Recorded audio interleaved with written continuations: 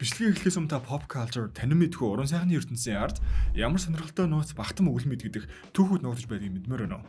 Бид яг team content-уудыг Project M Soft-а бэлдэж байгаа. Гол сувгаа үзэж буй та бол яг энэ контент маань хамгийн түрүүнд хүрэх хэрэгтэй хүмүүсийн нэг. Тиймээс доорх линктээр дарж бидэнтэй нэгдээрэй. Дараагийн бичлэгийг маань хамгийн түрүүнд үзэх хүн та байг.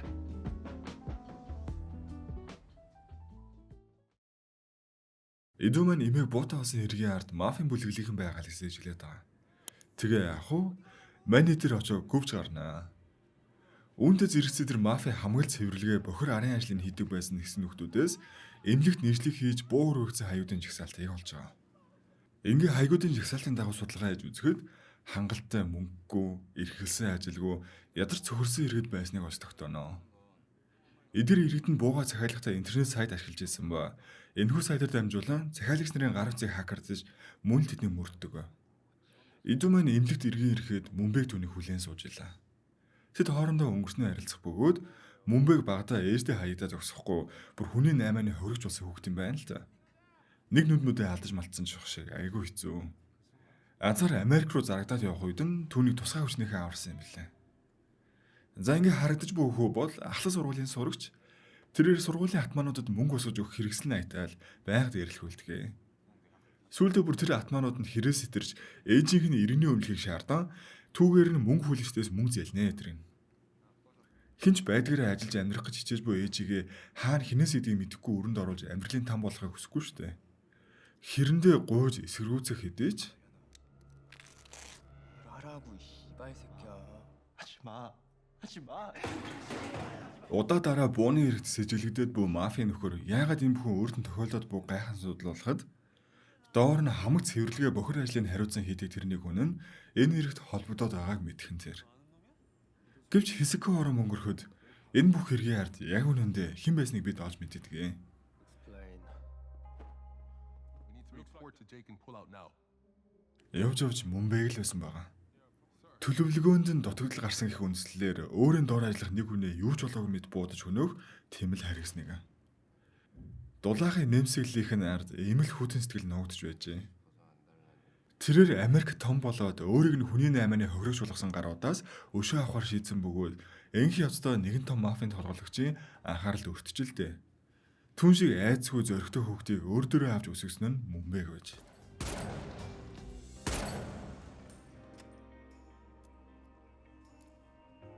Солонгосуудын цэргийн сургуулилд цэрэг татлахын систем нь хангалттай сайн байдгаас шалтгаалan хүн амынхын дийлэн хувь нь буу ашиглаж чаддаг.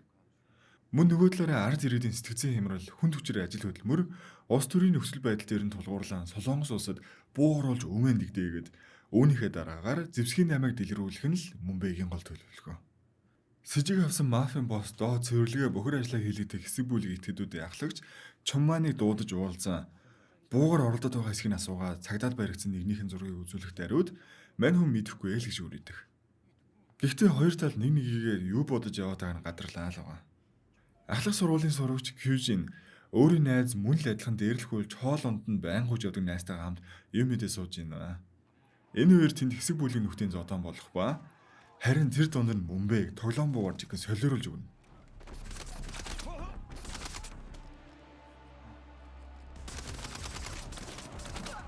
Энэ нь яг л мань хүүд буу ашиглавал хэрхэн асуудлаа шийдэж болох хэр хүчтэй болж чадах талаар сэтэл өгöd байгаа л мэт.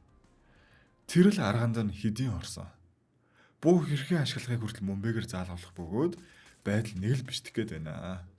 Маргааш нь Мөнбэг Ким гэж захирал руу уцаж байгаа аахгүй юу? Гэвч тэр хүн нь нөгөө мафийн босст аль хүчээ хамаг бизнес бүр гар утсаа хүртэл алдсан байдаг тул уцыг нь Ким биш Соккол авч байгаа. Үүнийг ч мэдчихсэн Мөнбэг түүнд буутай агуулгыг зааж өгөх ба өмнө нь Ким захирал тэр буунуудыг тараах ажлаа хариуцдаг байж л дээ. Хүүгийнүүд нь Мөнбэг зориуд өртөөд тэрэнд хэрхэн буудахыг зааж өгöd байсан нь угаасаа учиртай. Түн далидын шуудангаар буу ирсэн байлгүй ах уу? Ийхүү тэр буугаа цөнхлээд ээжигээ нэг сайн тэрж аваад хичээл рүүгээ явхан тэр. Хэдэн цагийн дараа Идүү Мөнбэг хоёр уулзаж шинэ хаягуудын жагсаалтыг нэгтлэх зураа ахлах сургуулийн нэгэн сурагчид буу өргөгдсөн байхыг олж мэдээд яаран хөдлөхөн тэр.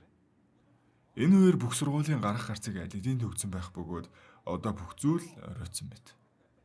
Гэтэл аллагыг эхлүүлсэн хүн нь бидний бодсон хөө биш харин түүний найз Ёндун байлаа. Түүнд ч мөн адил буу хүргэгдсэн байжээ. Ингээ эцэст нь цөхөрч онтол өөрийг нь доромжилж дээрлэгсэн хүүхдүүдийг алах гэж буй. Яг тэр мөчүүд Идо түүнийг зогсоож байгаа нь.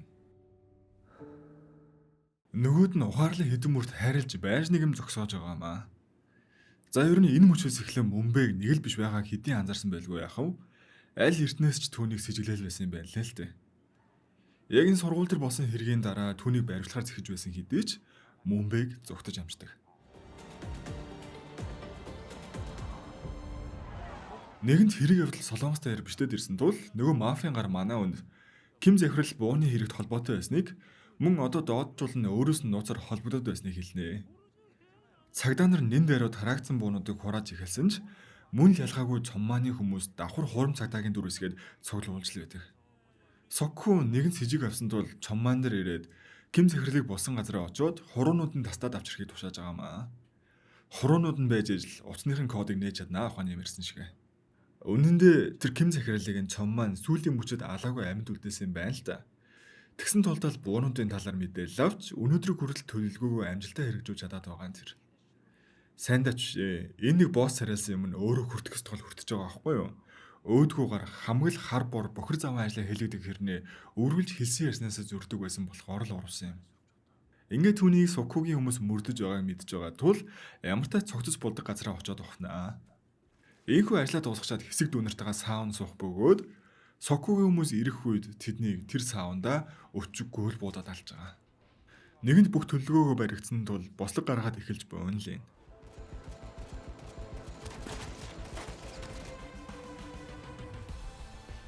Дараа нь босс дээр очих бөгөөд яг тэр мөчүүд Сокку дээр оцсон хүн нь цом маань биш Ким захирал байв.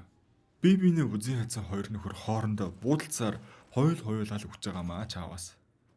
Ийхүү бүх дайснаа зайлуулсан цоммааны төлөвлөгөө амжилттай бэллээ болбоо. Идо маань туршлагатай цагдаа дээр нь тусгай үүрэг гүйцэтгэгч байсан хүний хувьд энэ бүх үйл явдлыг ойлгоод цоммаан болон түүний хүмүүсийг торхгүй зогсоох нь ойлгомжтой. Харин бүх төлөвлөгөө нь ар араасаа Идогоос олж бүтлгүүдэд байгаа тул Мөнбэг маань энэ удаа түүний хамгийн ойрын хүнийг байгаа болгож эхэлсэн. Идог багаас нь дэмжиж сургаж өсгөж ирсэн ахын охин мөнгө хүлэгчдээс болоод амиа оруулж л дээ. Энэ нь Мөнбэгийн хувьд ахт нь буу хатгуулах сайхан боломж. Улс орон даяар бүгд хүүг таниулахад хамгийн дөхөн болох зүйл бол мэдээж хэвлэл мэдээлэл дөрөвдөг засаглал. Тэндээс алдар нэр хөөсөн нэгэн сэтгүүлчийг хүртэл төлөвлөгөөндөө багтаасан. Энэ үе цагдаагийнхаа хожимсон ч гэсэн нэг зүйлийг олж мэддэг. Энэ нь буу бүрт хүмүүсийн мөрдөх чип суулгасан явдал байлаа. Киноны хамгийн их нь гардаг гэрээс нь буунаас олдсон амиа орлогчийг яг үүндээ Мөнбэг олж алсан байдаг ба тэр хүн л түүнийг анх хүний айманд ашиглаж байсан хүмүүсийн нэг багхгүй юу? Үүнийг мэдсэн цагдаагийнхаа буунуудаас олсон чипийг эсрэгээр нь ашиглан Мөнбэгийн бүлэглэлийнхний байршлыг олохоор төлөвлөсөн ч нэгэнд хожимдов. Цагдаагийн мөрдөх багийнхны нэгэнд аль хэдийн буу байдаг ба түн бүү чипийг ашиглаа цагдаагийн серверийг хүртэл хакердаж Мөнбэг бүхнээс нэг алмын урд явсаар л байгаа. 그 칩들 Тэрээр өнөө ах нь дараагийн бай болсон гэдгийг хэлэх ба энэ мэдээ Идог нураах шиг л болдог. Ийхүү охиныхоо өшөөг авахар явсан ахыгаа арай гэж амжин хүн алхаас өмнө болиулж чаддаг. Гэвч өвнийг харж суусан Мөнбэг гарч ирээд Идо болон түүний ахыг юу юугул баахан бодчихлаа. Инхтэй харин ихэнх сумыг ах нь хааж дүүгээ аврах гэж байдгаараа л хичээсэн. Энэ бүх үйл явдлыг өнөөх мөс сэтгүүл бичижсэн ба телевизээр Солонгос улс бууны аюулаас хол байхаа болсон тул нас хүүс ажил мэргэжил харгацахгүй ямар ч хүн буутай байж болохыг зарлаа лавлаа. Энэ нь нийгмийг тэр чигт нь хөдлөх нь ойлгомжтой. Бууны захиалга тэр даруй Солонгос улсыг нөмөргөө. Улс төрийнхэн он сойдол тогтоохсыг дээрээ санал зөрчилдөж иргэдийн дундах гэр бүлээ хамгаалах шаардлага эсвэл галт зэвсгийг хэрэглэхгүй байх таалцал газар авдаг. Шүүх хурлын танхим төрдөл буунду хангах нийгмийн гажуудал. Солонгосын маф гинт бүлэглэлч бүгдийг нь цуглуулж хамтран ажиллахыг санал болгож бөө Мөнбэг. Бүх эмх замраагүй байдлын дараагаар ухаангүй байсан Идо маань арай гэж нэгэмсэрлээ. Сэрээд ахыгаа хайх идэж тэгж их буудуулсан хүн яаж амьд гарч чадах вэ? Иймхүү Идо маань ахийнхаа ажил явдлыг дуусгаад шууд Мөнбэгтэй уулзахаар очдог.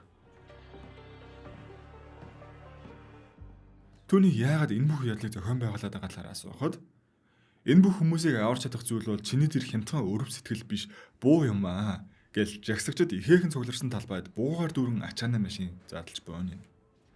Мэдээж айц давцсан эргээд чихрэн дээр овоорч буй шоргоол шиг л буун дээр овоорч тал тал тийш булаалтан авцгаадаг.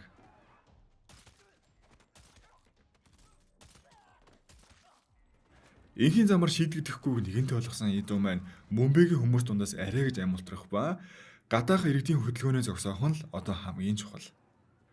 Өхөж буй мэт хоорондоо тэмцэлдэх хүмүүсийн дунд уулж бухимдсан айсан төгссөн байдал. Тэдний дунд ердөө ганцхан буундуу гарахад л өмнө дэгдэхэд бэлэн байлаа. Ийхүү буундуу гарахад эргээ артал Мөнбэг шархтаж эцэс төгсгөлгүй мэт буудалсан ахилган тэр. Үр дагаварт нь ойлгомжтой аллах үхэл хагцлал болно штэ. Тэр их өмнө самуун дунд Идүү орхигдсон ганцхүү уйлж явахыг хараа өөрийн чадах бүхнээ л хийдэг. Энэ нь түүнийг тэрвэрт тайвшруулах л явдал байлаа. Харис хэрцгийн үйлдлийн дунд орших энэхүү нэрнгүү сэтгэл гайхамшиг гэлтэй бүхэл мэдээллийн хэрэгслэр шууд цацагдаж хүний мөн чанарын хүнлэг сэтгэлийн утсыг дахин нэг удаа хүндсэн л болтой.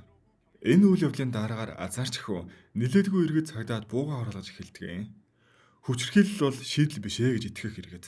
Кармач биелээ болоо өнөөмө сэтгүүлч өөрхөн бичсэн нийтлэлээс болж зовлон шаналд ивсэн эмэгтэйд буудуулж амиа алдаж байгаа нь. Мөнбэгийн хавдрын эс бүх биеэр нь тархсан. Дээрээс нь хит их хэмжээний цус алдаж эмнэлэгт ухаангүй. Тэр дахин босч ирэх магадлал тун баг.